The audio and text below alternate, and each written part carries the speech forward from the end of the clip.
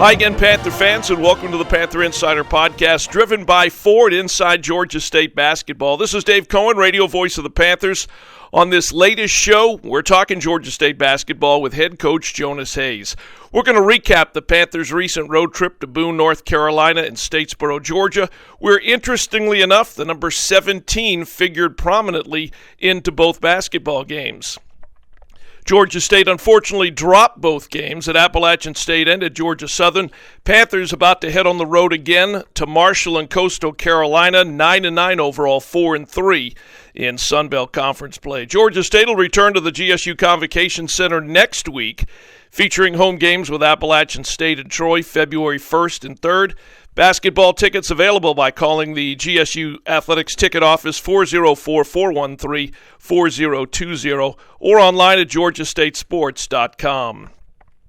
Also, if you've missed any of our previous podcasts, they're all available online at the Apple Archives page. You can access that at georgiastatesports.com. We're talking Georgia State basketball again this week in the latest Panther Insider podcast. Let's welcome head coach Jonas Hayes to the Panther Podcast radio microphones. And the road was not kind to Georgia State, to Boone, North Carolina, or to Statesboro, Georgia last week. And back for a couple of days and then right back on the road. You got the Marshall, Coastal Carolina trip coming up. We'll talk about that in the next segment. But let's recap Boone and Statesboro, starting out in Boone. Yeah, Dave, thanks for having me again. The road wasn't kind. There's no person more disappointed in the result of those two contests than me.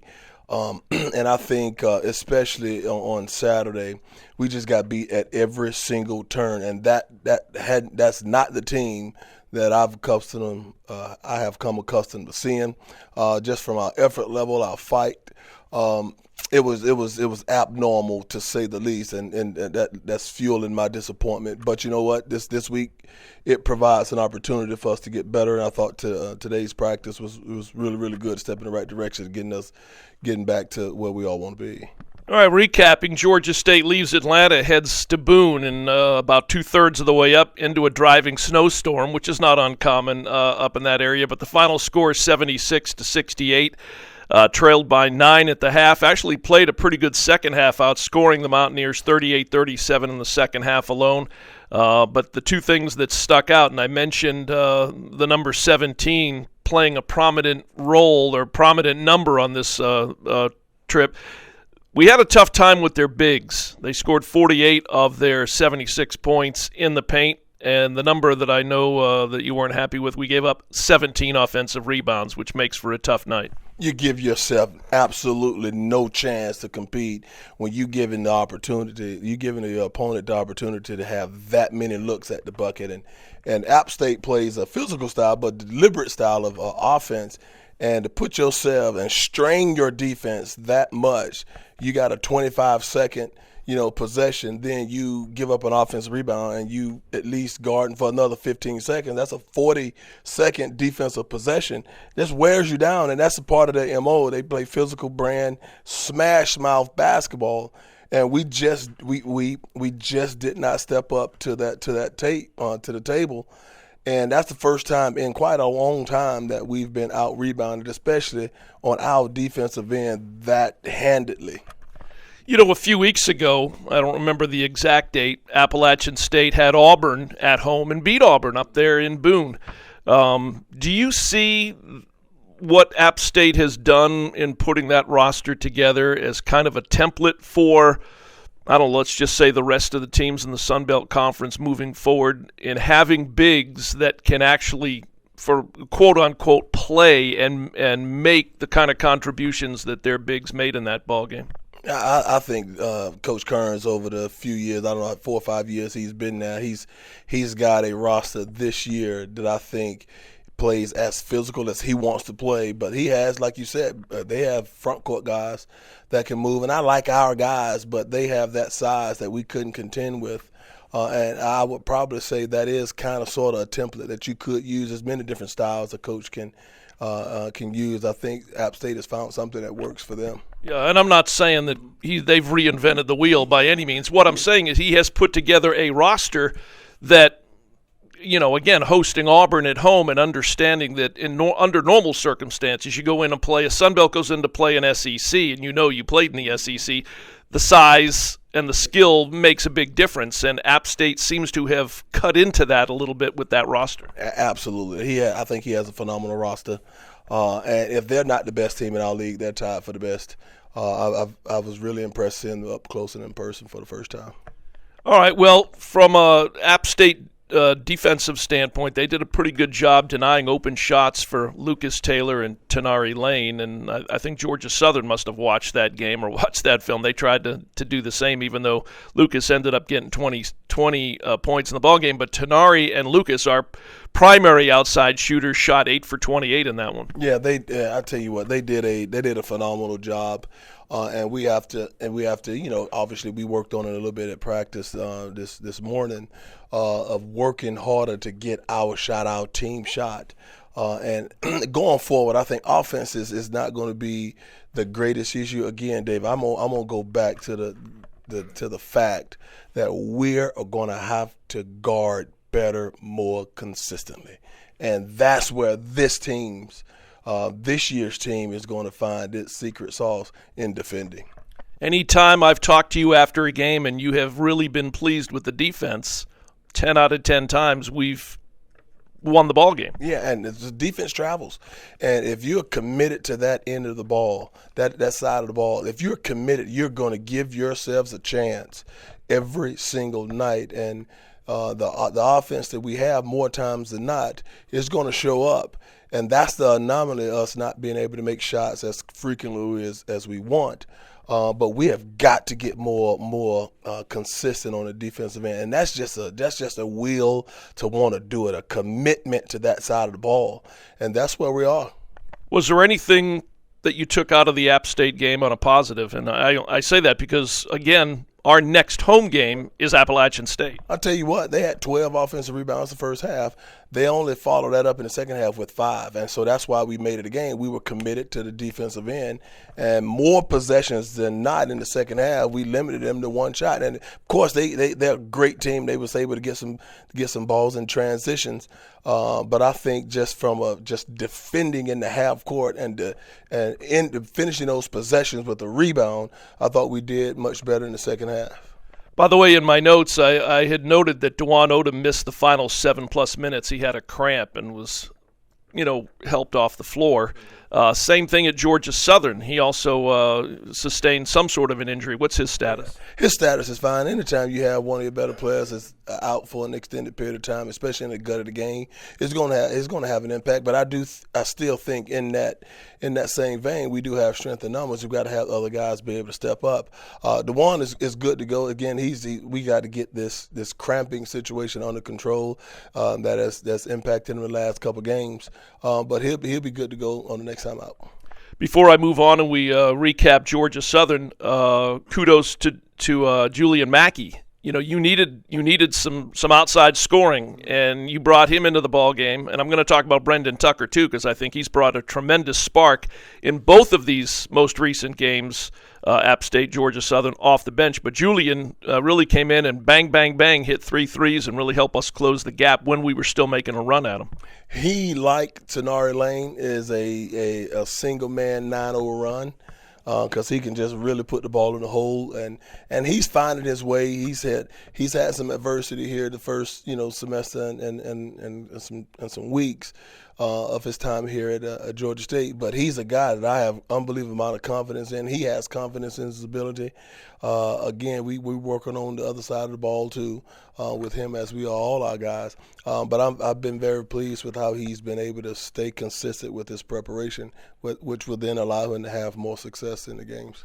And again, Brendan Tucker, both at App State and at Georgia Southern, huge spark off the bench offensively. Yeah, and he's very talented, and he's finding his way in the role that he has. I've been very pleased with that. Hopefully we can start, with that effort that he's providing us, start backing it up with a couple of wins. All right, well, the streak finally came to an end for Jaden Turner. He had 12 rebounds to go along with 8 points in the Appalachian State game.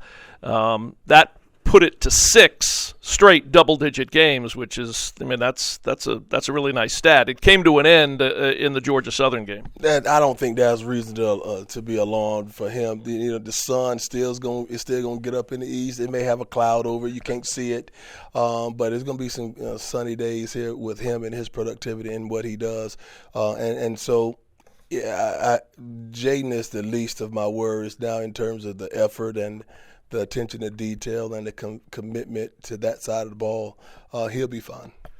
So you leave Boone, North Carolina, and head down to Statesboro, and because it's a Wednesday, Saturday instead of the normal Thursday, Saturday, extra day on the road, Georgia Southern, we got to watch a little bit on ESPN+. They beat Coastal Carolina on Thursday night 73-70 for just their third win of the season.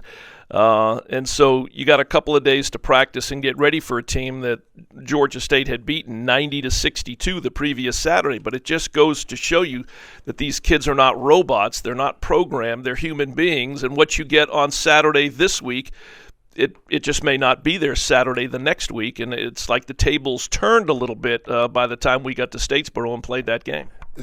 Georgia Southern is a phenomenal team. I think Coach Henry is doing a phenomenal job.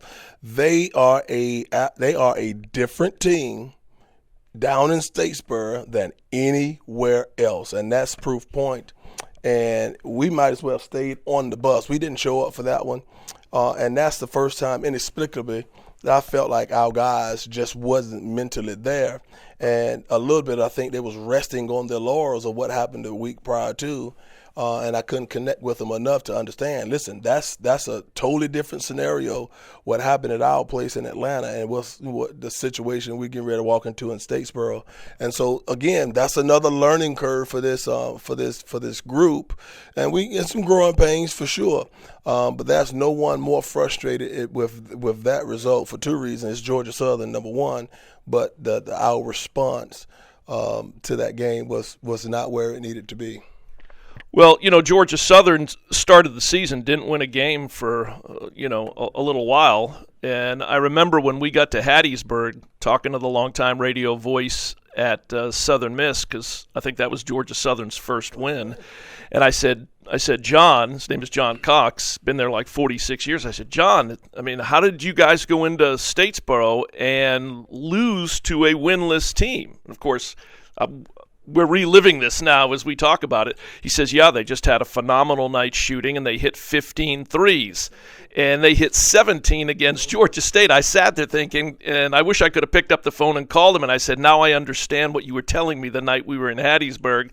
So that's where the other 17 figured prominently. 17 threes, and they had 10 at halftime. Unconscious, Dave. And, that's a good shooter's gym. And they get phenomenal support down there, but our guys just didn't bring it. They didn't really think they had it in them. And as much as we tried as a coaching staff and myself, as much as we tried to paint a picture, hey fellas, this is a different team. Sometimes kids don't believe the stove is hot until they just touch it and burn their hand up. And we got burnt. We got burnt tremendously. Well, again, the 17 threes, and for them, the more they the more they hit them, the more they kept shooting them, because they just had one of those nights. Cam Bryant, who averages 6, he was 7 of 8 and ended up with 5 of 6 outside the 3-point line. He had a pretty good night. Avante Parker had 15 points, 9 rebounds. He averages 6 and 5.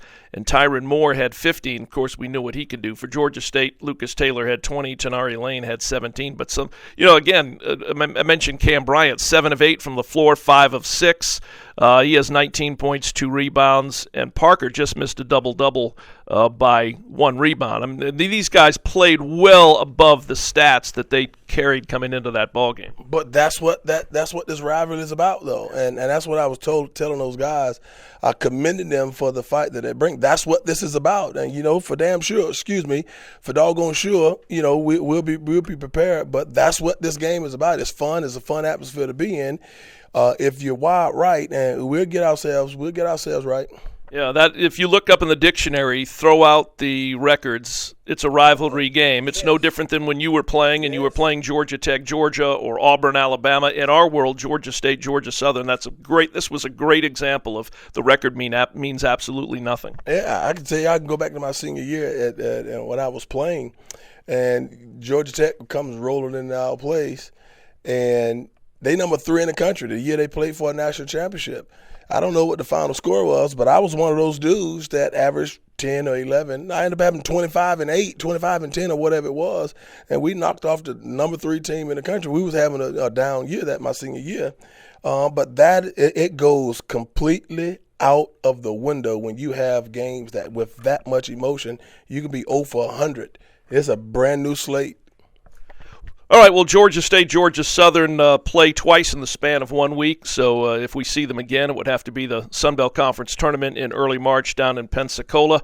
Georgia State has Appalachian State coming in. That'll be the next home game on the other side of this 2-game road trip. Coach Hayes and I are back to preview the upcoming games as Georgia State goes back on the road to Huntington, West Virginia Wednesday night, going to take on the Thundering Herd of Marshall, and then come down to Conway, South Carolina to face Coastal Carolina on Saturday. We'll preview those games as we continue here on the Panther Insider Podcast driven by Ford inside Georgia State basketball following these messages from Ford and Center Park Credit Union. Wherever you go this fall, greatness starts in a Ford SUV. That's because Ford Escape, Explorer, and the spirited Bronco Sport SUVs have the power, cargo space, and smart tech you need for tailgating on game day, camping under the stars, fall festivals, romantic dinner dates, concerts, antiquing, pumpkin picking, weekend getaways, school plays. For great offers on these versatile SUVs, see your local Ford dealer today. Greatness starts here. Center Park Credit Union, the official financial sponsor of GSU football, is proud to be a part of the Georgia State community and the Panther Athletics program. Center Park provides members convenient financial services. In addition to online banking, mobile banking, and 7 Metro Atlanta branches, Center Park members have access to 5,000 co-op shared branches and 75,000 surcharge-free ATMs nationwide. To find a location near you, visit online at centerpark.org/contact, and that's park with a C. Not a member? Join today at centerpark.org. At Center Park, we help our members flourish. Back here on the Panther Insider Podcast, driven by Ford, inside Georgia State basketball. Again, back on the road for head coach Jonas Hayes and the Panthers. Just back from the App State, Georgia Southern trip.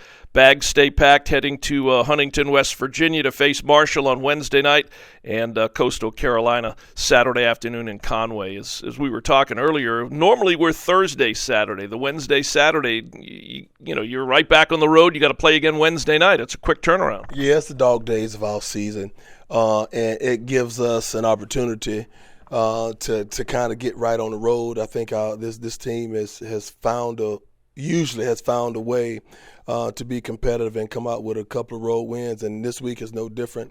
I just want to get last week's taste out of our mouth, and the great thing about basketball, you can get it going in the next couple of days, and so that's what we've done. All right, well, keeping our guard up, you're going to head into Huntington and face a Marshall team that's 9-11 overall, 4-3, and we're 4-3. There's a bunch of teams that are 4-3: Georgia State, Louisiana, Marshall, Arkansas State, and now Georgia Southern. But Marshall has lost their last 3 ball games at home to South Alabama, and they're back at home after road games and losses at Old Dominion and James Madison. So they're sitting back, lying in wait for us to come up there. And this is another opportunity where they're going to probably play with their hair on fire. They cannot be more desperate in competing than we are. And it's going to be a dogfight. I expect that. But that's what you want as a competitor. You want to walk in environments where you know you're going to have to dig and claw and scratch and do what kick and scratch. You got to do whatever you have to do to whoever, to however, whenever, to come out on the winning end, and this gives us an opportunity to step up to that challenge. Personnel-wise, Nate Martin, 9 double-doubles this year, and they look a lot different than they did last year. The transfer portal really hit Marshall since the last time we saw them. Yeah, he's going to be a load. We've already started challenging our guys. He and Kerfman, both of those guys are going to be a load and challenge our guys from just a man-to-man standpoint. But I think our guys, the response to last week, to today's practice has been really, really what I was looking for. And we just got to carry over. Again, carry that thing over. And I expect us to compete a whole lot better than we did on Saturday. All right, and then you'll come down and take on Coastal Carolina. And, Cliff Ellis, shortly into the season, decides he wants to retire. They turn it over now to Benny Moss, who's a really good guy. I've gotten to remember him from our days in the Colonial Athletic Association. He was the head coach at UNC Wilmington. But that's neither here nor there. But he's now the interim head coach. They're 5-13. They are 2-5. And, they're coming off losses at Georgia Southern and at Appalachian State. They got a kid, Ogiaco, who's got 11 double-doubles this year. So, again, same situation. We're going into Coastal Carolina like we were going into Statesboro. You can't look at their record. Can't look at the record. And you can't look at any record in our league this year. I think parity, it reigns. And on any given night, if you don't have what it takes to win, you will get your tail beat. All right, well, these games are big. I know from your standpoint, you probably haven't even thought about the Sun Belt Conference tournament, but, all 14 teams will be down there. And right now, as I mentioned, you got App State at 15-4. They're 6-1. So after this weekend, they have vaulted themselves to the top of the Sun Belt standings. James Madison, best overall record at 17-2. They're 5-2. Southern Miss 11-8 and 5-2. Troy 11-8 and 5-2. And then, like I said, you got Georgia State, Louisiana, Marshall, Arkansas State, Georgia Southern, all right there nipping at their heels at 4-3. These are, every game now really takes on that much more importance as we begin to get into February. Yeah, when you get to mid-January, late January, those teams start to separate themselves around this time, and it's the toughest teams. The toughest teams usually, not only the more talented teams, but the toughest teams usually the one that kind of separate themselves in a good light. We live it and play in it every game. It's one of those things where you really want to tell the rest of the country just how good Sun Belt Conference basketball is, night in and night out. It's wholly underrated, y'all. It's wholly underrated, and it is a barn burner every night, and you get something new. And our guys are up for this challenge, but it is a very underrated lead, and we'll get our just due. We just got to keep showing up every single day as a league, but as a program at Georgia State, we just got to keep showing up, putting forth our best effort, and let the chips fall where they may. All right, Coach, appreciate it. Let's hope our luck turns this week, heading into 2 games, Marshall, Coastal Carolina, and hopefully we'll come back with a couple of W's and keep this race in the Sun Belt Conference, right here in front of us. Let's go Panthers. We're looking forward to it. All right, I want to thank Georgia State's head basketball coach, Jonas Hayes. Joins me each and every week on the Panther Insider podcast, driven by Ford, inside Georgia State basketball. Again, the Panthers are back at the GSU Convocation Center after this road trip the following Thursday, as the Panthers will take on the Mountaineers of Appalachian State, interestingly enough. And a reminder, basketball tickets are available by calling the GSU ticket office, 404-413-4020. Also, you can visit online and buy tickets at georgiastatesports.com. We're back talking Georgia State basketball again next week on the Panther Insider podcast, driven by Ford. So for Coach Hayes, Dave Cohen saying thanks for listening. We'll see you at the GSU Convocation Center or talk to you on the radio from the road. And as always, go Panthers!